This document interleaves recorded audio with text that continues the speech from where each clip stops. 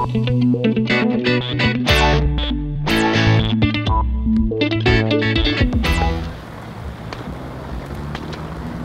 ka bang boyfriend doon? Kung meron man, hindi ko sasabihin sa'yo. Mami naman.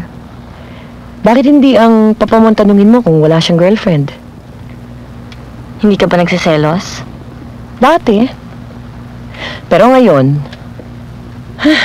ano pa ba magagawa ko kung mapabling ang papa mo? Besides, I'm busy. Emma, pagkatapos mong balutin yan, ilagay mo sa isang malaking box, ha? Yes, ma'am. Bakit hindi pa kayo maghiwalay ng papa? Bakit pa? Okay naman sa amin ang ganitong arrangement. Nagkikita kami once a month, kung minsan hindi pa. Bakit ganun ikaw lang ang sumasakay? Samantalang ang papa, parang bato, hindi mo mabago. Minsan, pag nasanay ka sa isang ugali, mahirap nang baguhin yun. Dati, basta ina-accept na lang ng mga tao ang kapalaran nila. Pero ngayon, opposite na nangyayari.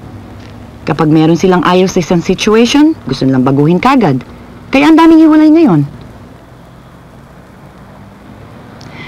Siguro kami ng papa mo kasama sa old school. Kaya na-trap kami ngayon sa gitna kasi may new morality na. So, napipilitan kami mag-adjust ngayon. Bakit pa kayo nagpakasal kung ganun din lang naman pala? Huwag kang mag-alala. Siguro pagdating mo sa age ko ngayon, hindi na uso ang pag-aasawa.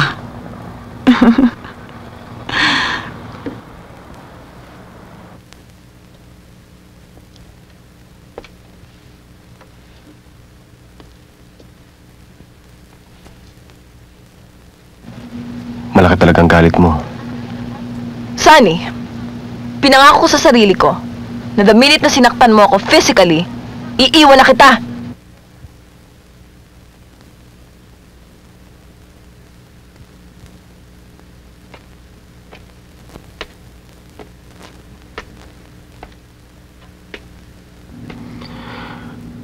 I'm sorry for what I did. I swear.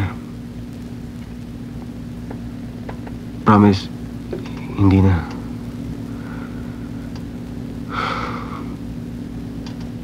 Mag-umpisa tayo uli. Kung nagawa mo sa akin noon, magagawa mo muli. At baka sa susunod naman, hindi lang ice tray ang ibato mo sa akin. Ubi, please. Sunny, pwede ba? Ayoko na, ayoko na, ayoko na! Hirap na ako. Hindi ko na kaya. Ginagawa mo substitute ng buhay mo ang buhay ko. I want to live a life of my own. I don't want to live your life anymore.